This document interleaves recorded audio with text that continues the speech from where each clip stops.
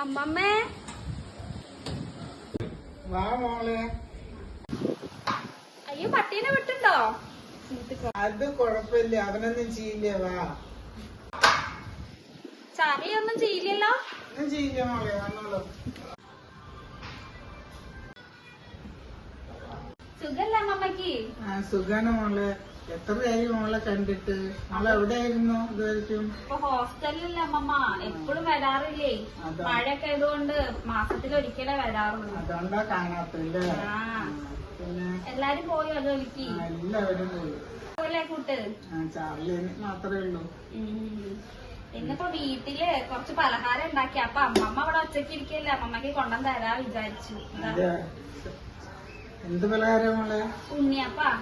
കടിക്കാമോ? അമ്മമ്മക്ക് അങ്ങനെ കടിക്കാനൊന്നും പറ്റില്ല കേട്ടോ. സോഫ്റ്റാ, ഞാൻ ഉണ്ടാക്കിയതാ അമ്മമ്മ. ധൈര്യമായിട്ട് കഴിച്ചോളൂ. എന്താ അമ്മമ്മയുടെ മുഖത്തൊരു സങ്കടം? ഒന്നുമില്ല. എന്റെ മക്കളാരും ഇവിടെ ഇല്ലേ, അവരൊക്കെ വയനാട്ടിലാണ്. അവന്റെ കുട്ടിയും ഒക്കെ വയനാട്ടിലാണ്. ഓ അപ്പൊ പേരക്കുട്ടീനെ കാണാത്തതിന്റെ സങ്കടാണ് അല്ലേ? ഒരു വർഷമായി എന്റെ പേരക്കുട്ടീനെ കണ്ടിട്ട്. അവരൊക്കെ ഇപ്പൊ വയനാട്ടിലാണ്. അപ്പൊ വലുതായിട്ടുണ്ടാവുമല്ലോ. വലുതായിട്ടുണ്ടാവും, എപ്പോഴും വരാൻ പറ്റും. ഇന്ന് അമ്മമ്മ ഇത് ഉണ്ണിയപ്പം കഴിച്ചോളൂ. എനിക്ക് ഇന്ന് വൈകുന്നേരം തന്നെ പോണം. അതെ, എന്നാ പിന്നെ കാണാട്ടോ. ശരി. മോളെ എപ്പോഴെങ്കിലൊക്കെ വരണേ അമ്മമ്മേനെ കാണാൻ. സന്തോഷായിട്ടിരിക്കട്ടോ. എല്ലാരും വേഗം വരും.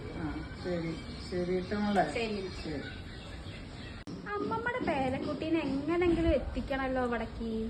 എങ്ങനെന്താ ചെയ്യാ?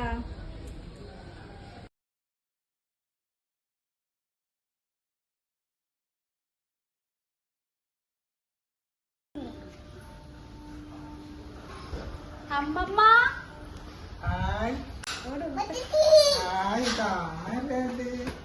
മുത്തച്ഛന്റെ കുട്ടി എപ്പോഴാ വന്നത്?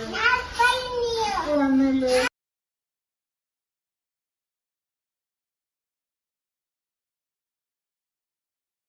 എവിടുന്നാ മോനെ കിട്ടി? അത് ഞാന് ഇപ്രാവശ്യം വരുമ്പോ കൊണ്ടുവന്നതാ. അതെ, ഞാൻ ആ വഴി കൂടെയല്ലേ വരിക. അതെ, അതേനെ വന്ന്. സന്തോഷായി.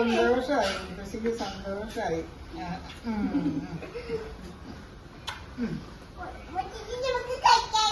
കളിക്കാം. അവധിക്കാലമെങ്കിലും മാതാപിതാക്കളുടെ കൂടെ ചിലവഴിക്കുക. ഇതിലും വലിയ സന്തോഷം അവർക്ക് കൊടുക്കാൻ വേറെയില്ല. അവർ നമ്മളുടെ സാമീപ്യം ആഗ്രഹിക്കുന്നുണ്ടാവും. ഈ പ്രായത്തിൽ അവർക്ക് കൊടുക്കാൻ പറ്റുന്ന ഏറ്റവും വലിയ സന്തോഷം അവരുടെ കൂടെയുള്ള ഓരോ നിമിഷങ്ങളുമായിരിക്കും.